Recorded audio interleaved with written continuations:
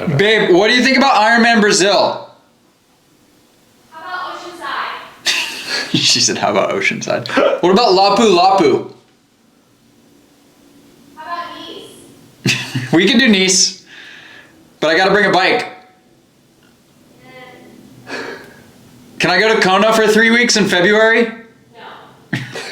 Dang, that was quick. Shot down. All right, in this video, we're gonna break down the 2026 Ironman Pro schedule. So it just dropped this week. Honestly, I've been refreshing it every day for like 3 weeks because I'm a huge nerd and my season ended a little bit early. So I've just been itching to have something to look forward to. So yeah, the season dropped. In this video, we're gonna break down how and why I select all of the different races in season planning. There's so many different factors that go into it: the costs, the excitement, the beauty, the course dynamics, the time of season, and then just ultimately what my goals are in the sport. So check it out. We're going to start with step one, taking the schedule and putting it into a spreadsheet. All right, so the schedule dropped. Ironman emailed all of us, and this is kind of what it looks like. It starts off with just a PDF and you pop it open. It's 2026 Pro schedule. Looks actually a nice little facelift. Beautiful. Shows you which ones are Pro Series, which ones aren't. Registration status. These all just say closed right now because nothing's open yet, but normally they'll say open, registered. And then your prize money breakdown and the number of Kona or 70.3 Worlds Nice slots at each race. Remember, pro qualifying is the same as amateurs. Basically, you have a dedicated number of slots per race. You need to be first or second to get the 2 guaranteed slots, but if somebody has already qualified, it'll roll down to the next slot. Because it's free for pros, almost nobody ever passes on a slot. So this is the list. It's a little hard to understand. Sometimes you don't know where like Leipzig might be or Hradec Králové. And so the first step I did is exported it and then imported it into ChatGPT. And I said, hey, Chat, move it into a spreadsheet, add some columns to enhance the data set that tell me where in the world these locations are, as well as whether it's a Pro Series race and whether it's a 70.3 or a full. So then I import it into this beautiful spreadsheet in Google Sheets, and then I add some of my own columns here. I put in interest so that I could create no, low, medium, or high per race, and we'll talk through that. And then some notes, and then whether I'll race. And so we're kind of talking through that. I'm going to hide this one because I'm going to pretend like I am taking you through this for the first time ever. So the first thing I did is, okay, this is a lot of races. I mean, what are we looking at here? We're looking at, we got 37 70.3s and a total of $1.6 million in prize money already announced for those 70.3s. And then in the fulls, we've got, for the men, 12. And I think the same for the women. There's a couple of men-only fulls and women-only fulls. And there's a total of 1.8 million in fulls. So the prize money is relatively equal between fulls and halves. I thought that was interesting. The big interesting thing here is for the Pro Series, there's way more Kona slots and there's way more prize money at the dedicated Pro Series races, which are New Zealand, Texas, Lake Placid, Kalmar, and Kona. So there's only 5 fulls. Remember, you have to do 3 of those fulls to be in contention for the Pro Series. It means that all 5 of those races are going to be absolutely stacked, and about half the Kona slots on offer are at those 5 races. So you've got New Zealand with 4, Texas with 6, Lake Placid with 4, Kalmar with 3, and then none at Kona, of course. And then just a handful of little slots at the other ones. You got Lanzarote, Brazil, Cairns, Austria. I forgot Frankfurt is also a Pro Series race with 6 slots. That one's like not even close to being on my radar. Going over to Germany to get my ass kicked by a bunch of Euros does not sound like it's in the season plan for me. Can't think of the last American who did really, really well in that race. But anyway, so how am I thinking about 2026? Well, I've got a bunch of contracts with sponsors now. You think about podium bonuses. So a lot of these contracts have clauses where there's a range of the amounts, but as small as $500 for a regional 70.3 win to as big as tens of thousands of dollars for winning the Ironman World Championship or 70.3 Worlds. Most reasonably are somewhere in between. So this year when I was podiuming at medium tier regional non-Pro Series 70.3s, I would bring in about double the prize money per finish. So if I was getting $4,000 for second place, or third place, I might make another $4,000 or $5,000 in total sponsored podium bonuses. So that adds up a lot. You know, if you're making a trip to Peru, for example, even if the prize purse is a little bit smaller, say 15,000, 25,000, you can, you know, make most of your money on podium bonuses. And so for me, there's a financial element to picking and choosing some of these races, but then there's also the upside and the exposure of racing a Pro Series race. That's where all the eyes are. That's where the most competition is and the biggest challenge to yourself. That's where there's live broadcast on the outside. So if you want to get your name out there, maybe be at the front of the bike at Oceanside and get some screen time, make a name for yourself, you got to race the Pro Series races. And that's what I did 2 years ago. I showed up to a bunch of the Pro Series races. They're like, who the hell is this guy? You know, I didn't make any podiums, but I was consistently top 10. I was 4th, I was 6th, I was 8th, and I was 9th at 4 of the biggest North American Pro Series races. And so, you know, of course, I've already qualified for 70.3 Worlds in Nice, which is Pro Series. My goal is to get to Kona, which is Pro Series. So there's this tempting carrot of like, shit, maybe I just only race Pro Series races next year. So that's kind of one path I've considered. And then there's, you know, the reasonable path of like, okay, well, why don't we do a mix of everything? Why don't we do a few 70.3s, a few Pro Series races? And so I'm going to now walk you through the spreadsheet, the magical spreadsheet, and we're going to look at exactly how I think about these races. And we can't go through every race. I mean, there's 50 something races on here. So maybe we do a rapid fire, Kyle, and we just say, all right, what do you think of this one and this one? But for me, I love to travel. I want to do the whole world. I see this schedule and I literally get the goosebumps and the butterflies. I'm like, I want to do every race. And so I narrowed it down to my initial 25 interesting races. And it basically excludes Europe for the most part and takes out sort of crazy travel to Australia for without a major reason to go there. All right, so here's what we're looking at. You know, we've got a bunch of different races. I've gone ahead and added my own column here with my interest level of these races, and I'm going to break it down. But again, it comes down to location. So Pucón, New Zealand, Punta del Este, all three of these races. You know, you've got Chile, New Zealand, and I believe Southern Uruguay. Like incredible places to visit. I've never been to any. I've been to Chile, but I've never raced in Chile, and I've heard Pucón's amazing. Punta del Este, incredible. And New Zealand on my bucket list, and it's the first Pro Series race of the year. So they're all on my radar, but they're all a little bit early. I mean, January, March.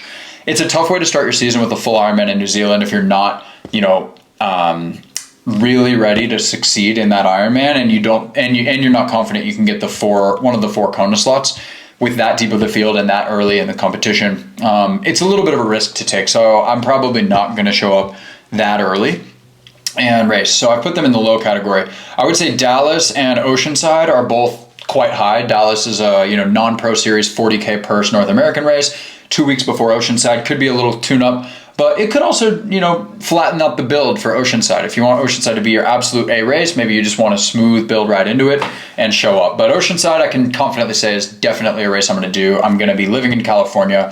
It's a strong, tough man's bike course, and I think I got a little bit of redemption to have a really great run there that I know I'm capable of. So I'm pretty hungry to show up well at Oceanside, and also just a great time to support sponsors and be there. There's so much buzz around the race itself, and maybe the Norwegians will come back again. I hope so.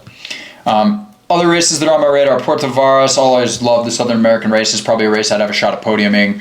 Ironman Texas. I'd never done it. I'm an American. Kind of feels like a rite of passage to do Ironman Texas at some point, but we will see. I'm going to skip through a few of these, but had a blast in Peru and, would love to be back there. The timing could be interesting. It's, 4 weeks after Oceanside this year. And then, I want to get to Kona. So we start to look at, okay, if we're looking to get to Kona, let's just look at the fulls, because that has to be the focus of the season. And then you have to build everything around the full distance racing if you want to get to Kona. And so when I look at getting to Kona, there's only 1, 2, 3, 4, 5, 6, 7, 8, 9 options. And okay, I want to give myself at least 2.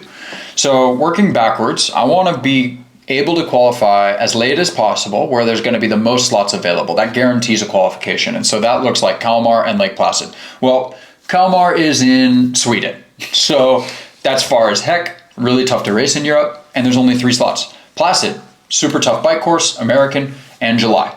That's 100% a race I'm going to do. I think I can succeed there, and I think I can qualify at Lake Placid. So I'm going to put that on the schedule for sure. And then I look backwards. Frankfurt's going to be tough. It's just really hard to perform on that course if you're not running 2:35. Cairns is really interesting, but there's only 2 slots there, and Brazil has 3. So between Brazil and Cairns and Lanzarote are the 3 that I think, hey, all 3 of these I'd have a good shot at being in the mix. Lanzarote is a super tough bike course, but it's tough to get over to Europe, and it's a little earlier than Brazil and Cairns. So anyway, I'm thinking Brazil and Placid as my 2 big fulls, but not sure yet. Lanzarote, Cairns, and Texas are probably all on the table.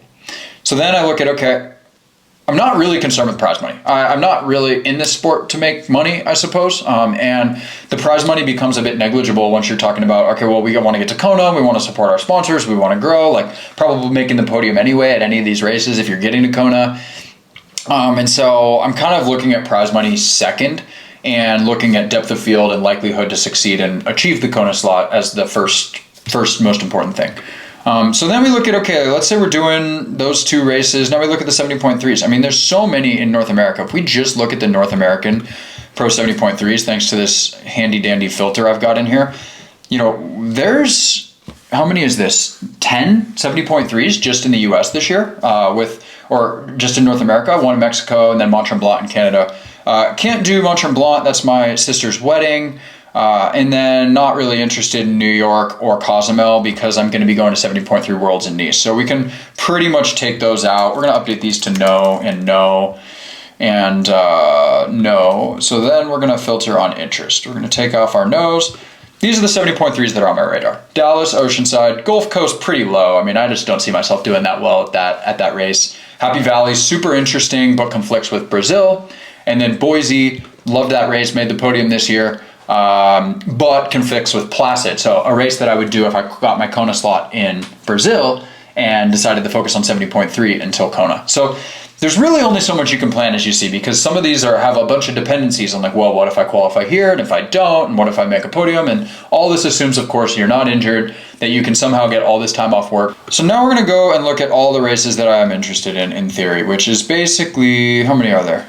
Looks like we're doing about 20 races this season. So I'm just kidding.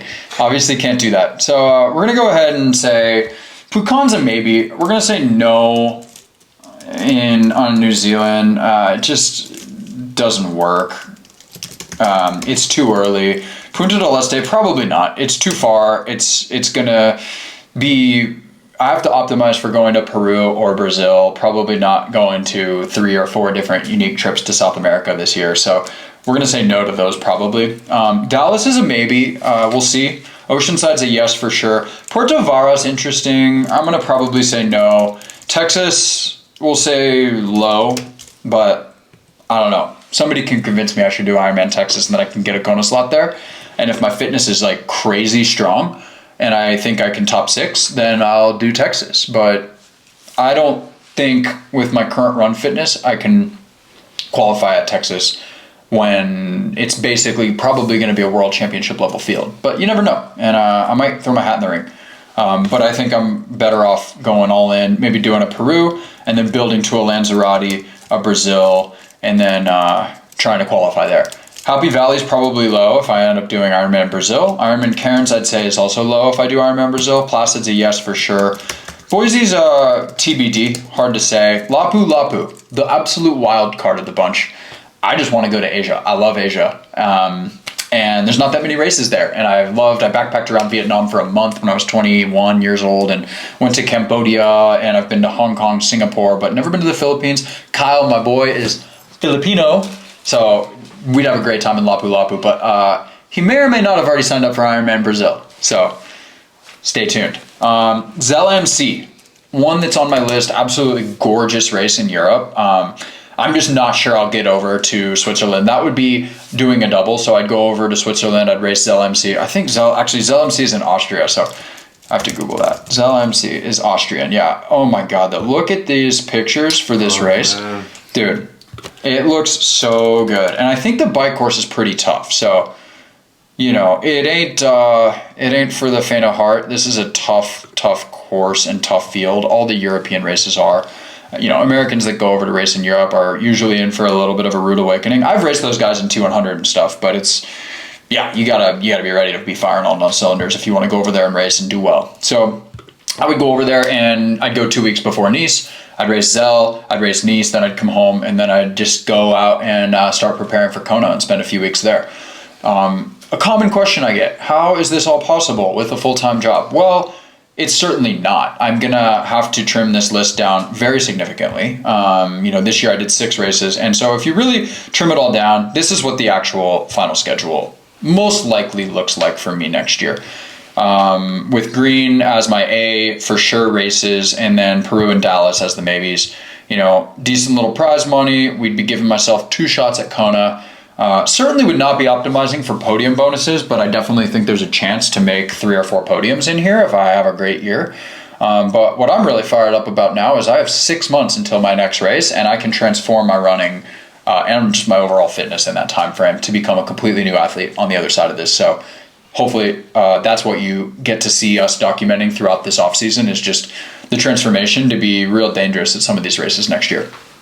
All right, so hopefully you enjoyed that. That was a little nitty-gritty, nerdy try talk, but hopefully you enjoy like how a pro looks at their season planning. Like I said, the finances of the prize money and the travel costs and optimizing for achieving your goals are all something that I consider. But really for me next year, because I work full time, I've put myself in a position to be able to just say, what is my goal?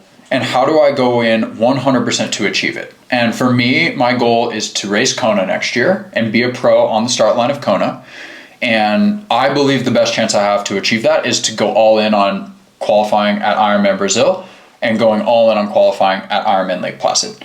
And I'm going to do everything I can to make those 2 races exceptional A-level races. And whatever it costs, whatever other races I have to sacrifice, I guess that's going to be that next year. And it might not be super strong of an idea because it's like I am a really good 70.3 athlete, and my Ironman results are not very impressive. And it's harder to train for the full distance with a job because it's harder to accumulate the solid volume. But the unknown scares me, and I'm excited to dip my toes into that, and I'm up for the challenge. And I'm going to get to Kona next year or die trying. Anyone who's been following the channel, saw me kind of like just throw my hat in the ring at Ironman Lake Placid last year, and I didn't qualify, but I didn't go for it either. I trained for like 4 weeks and just said, let's see if it happens. Next year, it's going to be like, I'm going to build my training around that. My coach and I are going to optimize for it. And if I don't make it, I'll at least be able to look back and say I did everything I could. So I'm excited about that journey and stepping into the unknown and the area of the sport that's a little bit kind of my weakness and a little bit dangerous. So hope you enjoy it and stay tuned for all the stuff that's to come. We got a bunch of camps, and off season is upon us, but I'm training hard and I'm already fired up.